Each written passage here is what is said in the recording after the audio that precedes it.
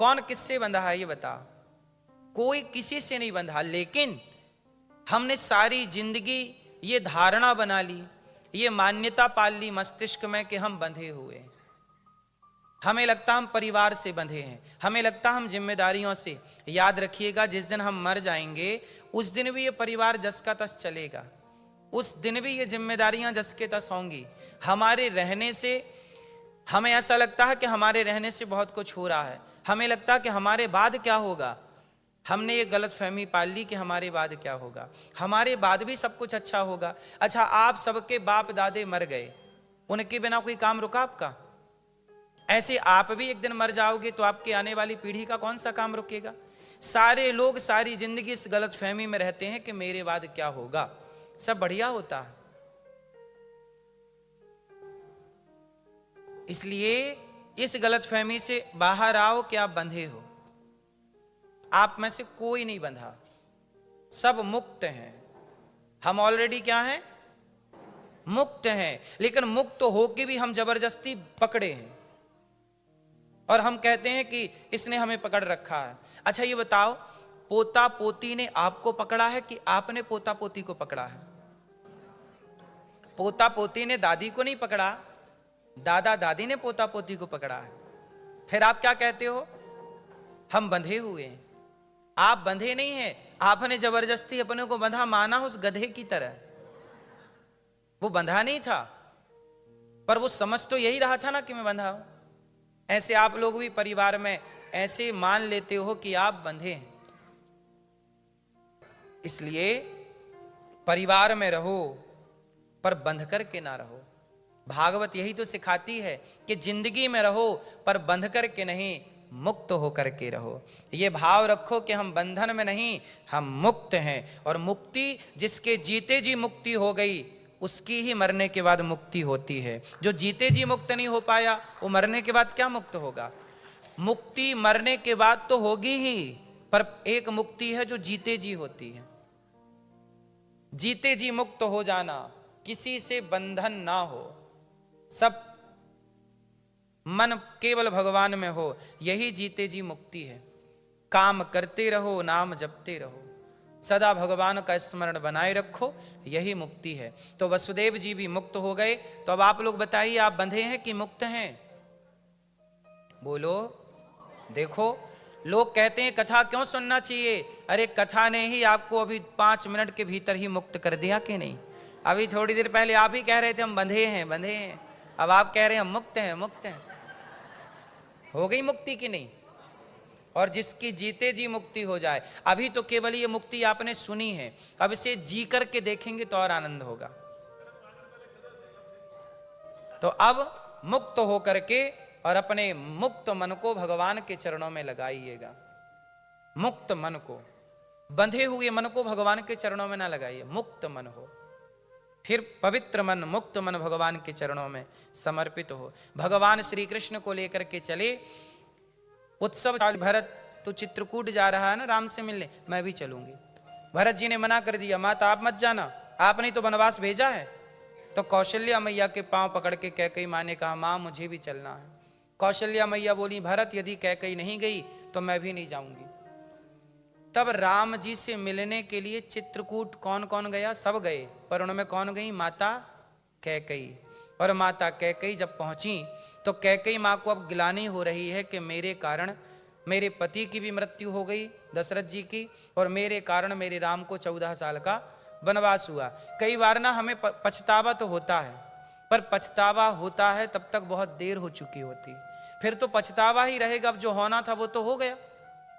राम तो वनवास चले ही गए, दशरथ जी तो मर ही गए, अब तो वो जिंदा नहीं हो सकते ना। वो जो घर में खुशी का माहौल था, अब वो वापस तो नहीं आ सकता, जान तो चली ही गई। अब आप पछताती रहो। अब पछताए होते क्या जब चिड़िया चुग गई खेत। इसलिए ऐसा कोई काम नहीं करना चाहिए कि बाद में पछतावा हो। विचार करके कार्य करना चाहिए कि हम जो कर रहे हैं इस कार्य से कितना फायदा समाज का होगा, कितना नुकसान होगा। विचार करके काम करना चाहिए। बिना विचारे जो करें सो पाछे पछताएं, काम बिगाड़ें आपनो जग में होत हंसाएं। माता कैकेयी ने विचार नहीं किया, दशरथ जी ने खूब समझाया, नहीं मानी, और देखो अब राम जी वनवास चले गए, लेकिन अब पछतावा है। सिर झुका के गई राम चित्रकूट। राम सबसे पहले कैकेयी माँ के पांव में गिर गए, माता आप आई हो, जय हो। प्रथम राम भेंटी कैकेयी। राम जी पहले चित्रकूट में किससे मिले? कैकेयी माँ से। राम जैसा बेटा इस धरती में कहां प्राप्त है? सोचिए, जिस मां ने वनवास भेजा हो उस मां के प्रति भी राम इतना आदर रखते हैं। हमें तो जरा सा कोई अपमान कर दे तो उसके प्रति ना भावनाएं बदल जाती हैं। हम लाख प्रयास करें लेकिन मन तो नहीं मानता। हम कितने भी बाहर से अच्छे बने लेकिन भीतर से तो वो कसक रह ही जाती है। लेकिन धन्य है राम कि जिस मां ने वनवास भेजा उस मां के प्रति रत्ती तनिक भी मलिनता नहीं है राम जी के मन में। कैकेयी माई तो लेट कर प्रणाम किया, माता। कैकेयी मां कुछ बोली नहीं। मां, राम ने गले लगाया, मां क्या हुआ, आप बोल नहीं रही हो मां? कैकेयी मां बोली, बेटा मैं क्या कहूं, मैं मुंह दिखाने के लायक नहीं हूं, मैं अभागिन हूं। राम, मैंने पूत को छोड़ दिया दूध की ताई, एक तरफ से जितनी घर में मटकियां थी सारी भगवान ने तोड़ दी। कन्हैया बोले कि आज सारी मटकियां तोड़ेंगे क्योंकि हमारी मैया का ध्यान बेटे पे कम है, मटकियों पे ज्यादा है। तो भगवान ने सारी मटकियां तोड़ दी। अब मैया ने आए के देखा पूरे आंगन में दूध दही बिखरा। अब तो छड़ी उठाई ली भगवान को मारने के लिए मैया। सोचिए, जगत के पालनहार को आज मैया छड़ी लेके दौड़ रही है। जिसके भय से यमराज भी भयभीत तो होते हैं, आज वो यशोदा के भय से दौड़ रहा, मैया मत पकड़ियो, मैया मत मारियो, मैया मत मारियो। आगे आगे कन्हैया भाग रहे हैं, पीछे पीछे मैया छड़ी लेके दौड़ रही है। मैया बोली मैं पकड़ के ही रहूंगी। बड़ी कोशिश की मैया, पर पकड़ में नहीं आए। जब मैया को लगा कि भगवान कृष्ण को लगा मैया मर जाएगी, बुढ़ी है, थक गई, फिर भी जिद नहीं छोड़ रही है। और भक्त की जब यही भावना देखते हैं कि थकावट कितनी भी हो फिर भी प्रभु को पाने की जिद हो, तब भगवान कृपा करके पकड़ में आते हैं। और मैया पर भी कृपा की और भगवान कृष्ण मैया यशोदा की पकड़ में आ गए। और जब भगवान कृष्ण पकड़ में आए तो मैया ने लाला को ऊखल से बांध दिया, रस्सी से। और जब बांधने लग गई तो कितने अंगुल रस्सी कम पड़ गई? 2 अंगुल रस्सी कम पड़ गई। भगवान श्री कृष्ण बंधे ही नहीं। क्यों नहीं बंधे? भगवान तब तक नहीं बंधते जब तक 2 चीजों का त्याग ना किया जाए। किन चीजों का त्याग करना जरूरी है? अहमता और ममता। क्या त्यागना होगा? अभिमान। क्या त्यागना होगा? आप लोगों के भीतर एटीट्यूड, अभिमान, ईगो इत्यादि है कि नहीं? हाँ या ना? कि ना? हाँ क्या? अभिमान है। जब तक ये अभिमान रहेगा तब तक भगवान बंधन में नहीं बंधते, यहां प्रकट ही नहीं होंगे चित्त में। क्योंकि भगवान का सबसे बड़ा दुश्मन अभिमान है। जहां अभिमान है वहां भगवान का काम नहीं। भगवान सरल को मिलते हैं, अभिमानी को नहीं। रावण अभिमानी था और विभीषण सरल था, तो विभीषण को लात मार के निकाल दिया रावण ने, पर लात खाने वाले विभीषण को राम मिल गए और लंकापति राजा को राम ना मिल पाए उस रूप में जिस रूप में विभीषण को मिले, क्योंकि अभिमान नहीं छोड़ पाया। इसलिए प्रार्थना आपसे करूं, अपने अभिमान को त्याग दीजिए, अभिमान कदापि ना हो। अच्छा, आप लोगों को किसका अभिमान है ये बताओ? किस बात का अभिमान? पैसे का अभिमान? कितना पैसा है आप लोगों के पास? कितने पैसे का घमंड है? रावण से ज्यादा पैसे कमा लिए क्या? उसके तो घर सोने के थे, उसका अभिमान नहीं चला जिसके घर सोने के थे।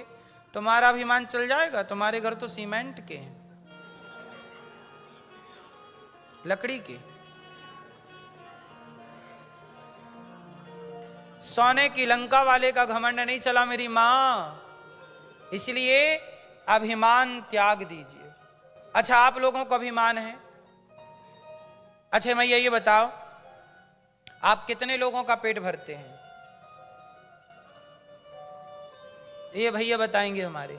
आप कितने लोगों का पेट भरते हैं? प्राप्ति रूप में कब पाऊंगी? तब राम जी बोले कि मैं आपके लिए कलयुग में आऊंगा। तो वही वेदवती इस कलयुग में पद्मावती बन करके आई, और पद्मावती के लिए भगवान ने एक अवतार लिया। कलयुग में एक अवतार, जानते हो एक कथा, कलयुग में तिरुपति बालाजी का नाम सुना होगा, जिन्हें व्यंकटेश भगवान कहते हैं, तिरुपति बालाजी। तो पद्मावती माता के लिए भगवान ने श्रीनिवास का अवतार धारण किया। श्रीनिवास के रूप में। ये तब की घटना है जब भृगु जी ने भगवान की छाती पर लात मार दी। आपको पता है एक बार भगवान के छाती पे किसी ने लात मारी थी। किसने मारी? एक भृगु ऋषि ने लात मार दी। तो छाती पर लात मारने से भगवान का तो कुछ नहीं बिगड़ा। भगवान ने तो चरण सहलाते हुए कहा, भृगु जी आपके चरण बड़े कोमल, हमारी छाती बड़ी कठोर, चोट तो नहीं आई। पर लक्ष्मी जी को बुरा लग गया। लक्ष्मी जी यहीं रहती है ना भगवान के, लक्ष्मी में सोची